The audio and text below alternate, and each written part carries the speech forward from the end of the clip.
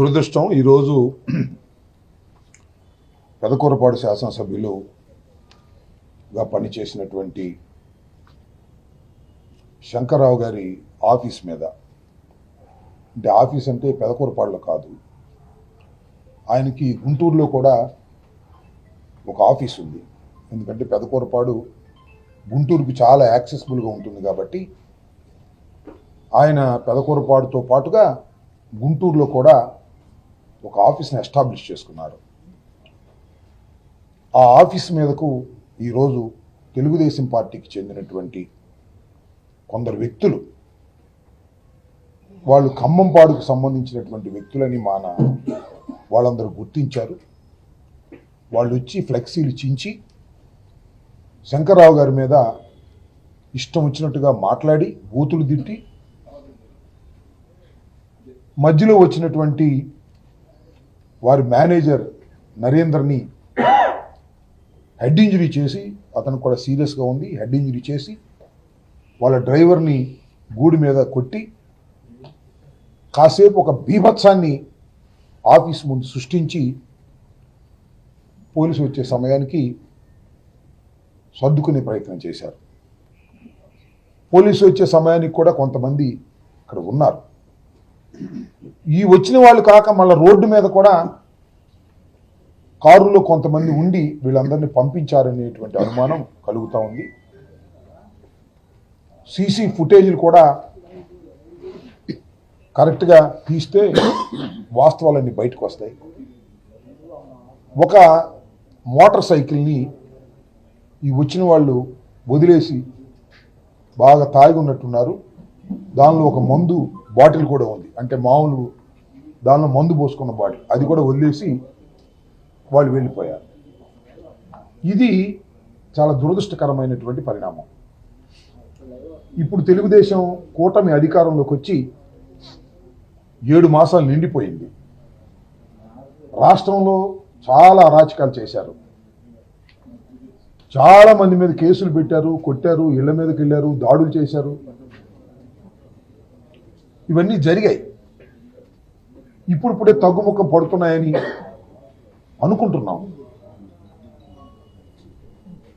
ముఖ్యంగా పెదకూరపాడు నియోజకవర్గం హిస్టరీ ఒకసారి చూసినట్లయితే ఇప్పుడు తగాదాలు ఉన్నటువంటి, ఫ్యాక్షన్ ఉన్నటువంటి విలేజెస్ కావు. అవి ఏదో ఎన్నికలప్పుడు కాసేపు ఏదైనా ఉన్నా, ఎన్నికల తర్వాత అందరూ ప్రశాంతంగా, ఇంతకుముందు ఉన్నటువంటి కొమ్మలపాటి శ్రీధర్ గారు కానీ, అంతకుముందు కన్నా లక్ష్మీనారాయణ గారు కానీ, వీళ్ళందరూ రిప్రజెంట్ చేసినటువంటి ఒక నియోజకవర్గం, చాలా పీస్ఫుల్ నియోజకవర్గం.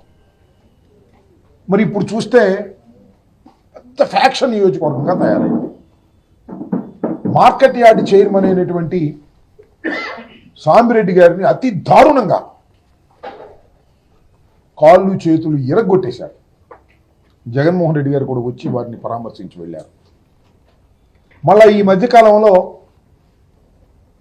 వర్షాలు పడి రైతాంగం ఇబ్బందుల్లో పడ్డారు, పైర్లు మునిగిపోయాయనే ఉద్దేశంతో మాజీ శాసనసభ్యుడిగా ఉన్నటువంటి మా శంకర్రావు గారు ఆ పొలాలు చూడటానికి, రైతుల్ని పరామర్శించడానికి అమరావతి వెళ్ళడానికి ప్రయత్నం చేస్తే ఈయన ఎల్లక ముందే అక్కడ మా వాళ్ళ కార్లన్నీ బాగుకొట్టారు. ఒక బీభత్సకరమైనటువంటి దృశ్యాన్ని క్రియేట్ చేశారు. అది మీడియాలో కూడా మనం అందరం చూసాం. చాలా గ్రామాల్లో, పెదకూరపాడు గ్రామంలో ఆశ్చర్యపోతారు మీరు, చాలా గ్రామాల్లో ఇంకా మా నాయకులు ఇళ్ళకి చేరలేదు. ఎప్పుడొస్తే దాడులు చేస్తారు, ఎప్పుడొస్తే చంపేస్తారు అనేటువంటి భయాలతో వేరే గ్రామాల్లో కూడా ఉన్నారు. శంకర్రావు గారు కూడా ఇంతవరకు ఆ నియోజకవర్గం వెళ్ళలేకపోయారు. వెళ్ళడానికి ప్రయత్నం చేస్తే బీభత్సం చేశారు. ఇది చాలా విపరీతమైన ధోరణి. రాష్ట్రంలో ఎక్కడ జరగనటువంటి ధోరణి జరుగుతూ ఉంది పెదకూరపాడులో. ఒకప్పుడు చాలా పీస్ఫుల్గా ఉన్నటువంటి నియోజకవర్గం, కక్షలు కార్పణ్యాలు పెంచుతూ ఉన్నారు.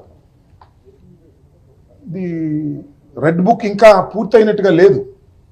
నారా చంద్రబాబు నాయుడు గారి కుమారుడైనటువంటి లోకేష్ గారు క్రియేట్ చేసినటువంటి రెడ్ బుక్లో ఇంకా కొన్ని పేజీలు ఉన్నట్టున్నాయి.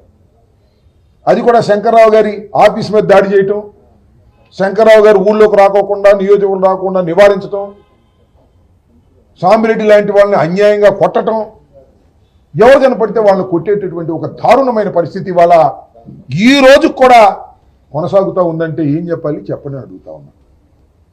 చంద్రబాబు నాయుడు గారేమో ఉపన్యాసాలు చెప్తా ఉన్నాడు, ఎవరినైనా సరే మేము లెక్క చేయం, తెలుగుదేశం వాళ్ళు పోస్టులు పెట్టినా, తెలుగుదేశం వాళ్ళు ఏదైనా దౌర్జన్యం చేసినా కేసులు పెట్టేయండి అని మైక్ ముందు చెబుతాడు. వాళ్ళ మీద కేసులు పెట్టరు, వాళ్ళని ఎంకరేజ్ చేస్తారు. శంకర్రావు గారు లాంటి ఒక శాంతి కాముకుడైనటువంటి శంకర్రావు గారు లాంటి మీద ఏమైనా ఫ్యాక్షనిస్ట్ అయినా, ఏమైనా మర్డర్ కేసులో ఉన్నాడా, ఏమైనా ఫ్యాక్షన్ డెవలప్ చేశాడా, పెదకూరపాడులో ఉన్న డబ్బులంతా వదిలించుకునే కార్యక్రమం చేసుకున్నాడు ఆయన మీద ఈ విధంగా దౌర్జన్యం చేసేటటువంటి కార్యక్రమం చేస్తుంటే ఏం చేయాలి మేము? ఒక అరాచకాన్ని పెదకూరపాడు నియోజకవర్గంలో జరిగింది, దాన్ని గుంటూరు తీసుకొచ్చారు. మళ్ళీ గుంటూరులో ఆయన నివాసం ఉంది, గుంటూరులో ఆయన ఆఫీస్ ఉంది, గుంటూరుకు తీసుకొచ్చారు. మళ్ళీ ఆ పెదకూరపాడులో ఉన్నటువంటి జాడ్యాన్ని మళ్ళా గుంటూరు టౌన్లోకి తీసుకొచ్చి పట్టపగలు 6-6:15 ప్రాంతంలో ఒక బీభత్సాన్ని సృష్టిస్తే ఎవరికి చెప్పాలని అడుగుతాను. ఇది చాలా దారుణం. ప్రజాస్వామ్యవాదులందరూ ఖండించాలని కూడా ఈ సందర్భంగా నేను మనవి చేస్తున్నా. తెలుగుదేశం వారు చాలా పిచ్చి పెరిగిపోతూ ఉన్నారు. ఇందాక శంకర్రావు గారు చెప్పినట్టుగా శాశ్వతంగా ఎవరు ఉండరు. మేము శాశ్వతంగా ఉన్నామా? 5 సంవత్సరాల తర్వాత మేము దిగిపోయాగా, మీరు కూడా శాశ్వతంగా ఉంటారా అని అడుగుతా ఉన్నా. జగన్మోహన్ రెడ్డి గారికి వయసు ఎంత అనుకున్నారు? మాకంటే 60-70 వచ్చినాయి. జగన్మోహన్ రెడ్డి గారికి 52. చాలా కాలం రాజకీయాల్లో ఉంటాడు, చాలాసార్లు ముఖ్యమంత్రి చేస్తాడు. మళ్ళీ నెక్స్ట్ కూడా ఆయనే ముఖ్యమంత్రి అవుతాడు. రాసుకోండి, మీరు చేస్తున్నటువంటి దౌర్జన్యాల వల్ల. అయితే మేము మళ్ళీ అలా చేయాలని కాదు, మీరు అలా చేస్తుంటే మా వాళ్ళు మా మాట వినే పరిస్థితి ఉంటుంది. మేము వాటిని అణిచేయాలని ప్రయత్నం చేసినా కూడా రెచ్చిపోతారు. దీన్ని మీరు దృష్టిలో పెట్టుకోవాలి. ముఖ్యంగా తెలుగుదేశం నాయకత్వాన్ని హెచ్చరిస్తా ఉన్నా, ముఖ్యంగా లోకేష్ని హెచ్చరిస్తా ఉన్నా. లోకేష్ గారి రెడ్ బుక్ యొక్క సారాంశమే ఇది. ఈ దాడులు చేస్తా ఉన్నారు, ఆపండి ఇప్పటికైనా అని మనవి చేస్తా ఉన్నా. ఆపకపోతే ఆ రెడ్ బుక్కే మీకు శాపం అవుతుందని కూడా గుర్తుపెట్టుకోమని మనవి చేస్తా ఉన్నా. పోలీసు యంత్రాంగాన్ని కూడా నేను రిక్వెస్ట్ చేస్తున్నా. అటు పల్నాడు ఎస్పీ గారు కానీ, ఇక్కడ ఎస్పీ గారు కానీ, దేర్ ఆల్ నైస్ ఆఫీసర్స్. వాళ్ళని తక్షణమే దీని మీద జోక్యం చేసుకొని దీన్ని ఇంతటితో నివారించే కార్యక్రమం చేయాలి. అంటే బలంగా కేసు కట్టాలి. ఒక బండి వదిలిపెట్టి పారిపోయాడు, ఆ బండి పట్టుకుంటే మొత్తం అంతా అర్థమైంది ఎవరెవరు వచ్చింది, ఖమ్మంపాడులో ఎవరెవరు వచ్చింది. వీడియో క్లిప్పింగ్స్ ఉన్నాయి, ఈ ఆఫీస్ నుంచి ఉన్న వీడియో క్లిప్పింగ్స్ ఉన్నాయి, ఇంకా బయట వాళ్ళు వెళ్తా వెళ్తా తీసిన వీడియో క్లిప్పింగ్స్ ఉన్నాయి, ఆ పక్కన షాపుల్లో వీడియో క్లిప్పింగ్స్ ఉన్నాయి. ఖచ్చితంగా నేరస్తుల్ని పట్టుకోవాలంటే అన్ని వీడియో క్లిప్పింగ్లు ఈ మోటార్ బైక్లు పెట్టుకుంటే మొత్తం చెప్పవసరం. శంకర్రావు చెప్పవసరం, నేను చెప్పవసరం, ఇంకోటి చెప్పవసరం. Everything will come out. వాళ్ళందరి మీద తక్షణమే కేసు రిజిస్టర్ చేసి, ఒక మనిషిని హత్య చేయడానికి ప్రయత్నం చేశారు, తలకాయ పగిలిపోయింది. ఎమ్మటే కేసు రిజిస్టర్ చేసి మీరు వాళ్ళని అరెస్ట్ చేస్తే ఇందులో ఆగిపోతాం. దీన్ని దృష్టిలో పెట్టుకోవాలని, తక్షణమే యాక్షన్ తీసుకోవాలని నేను పోలీసు యంత్రాంగాన్ని కోరుతున్నాను. ఎస్పీ గారితో కూడా నేను మాట్లాడాము ఇందాక. మేమందరం రేపు 10-11 మధ్యకాలంలో మేమందరం కూడా మళ్ళీ వెళ్ళి ఎస్పీ గారిని పర్సనల్గా కలుసుకొని మా ఆవేదనని, ఈ దాడుల యొక్క పర్యవసానాన్ని ఎక్స్ప్లెయిన్ చేయడానికి ప్రయత్నం చేస్తామని కూడా ఈ సందర్భంగా నేను మనవి చేస్తున్నాను. ఖచ్చితంగా దీని మీద తక్షణమే యాక్షన్ తీసుకోకపోయినట్లయితే ఈ జాడ్యం పెదకూరపాడు నుంచి పట్టణానికి, పట్టణం నుంచి రాష్ట్రానికి వ్యాపించేటటువంటి ప్రమాదం ఉంది. దీన్ని పోలీసు యంత్రాంగం గట్టిగా తీసుకోవాలని ఈ సందర్భంగా నేను కోరుతున్నాను. ఎవరైతే దొండగులు తెలుగుదేశం పార్టీ నుంచి ఖమ్మంపాడని చెప్తున్నారో, ఎవరైతే వచ్చారో వాళ్ళందరి మీద తక్షణమే వితౌట్ డిలే కేసు రిజిస్టర్ చేయాలని కూడా ఈ సందర్భంగా నేను కోరుతున్నాను.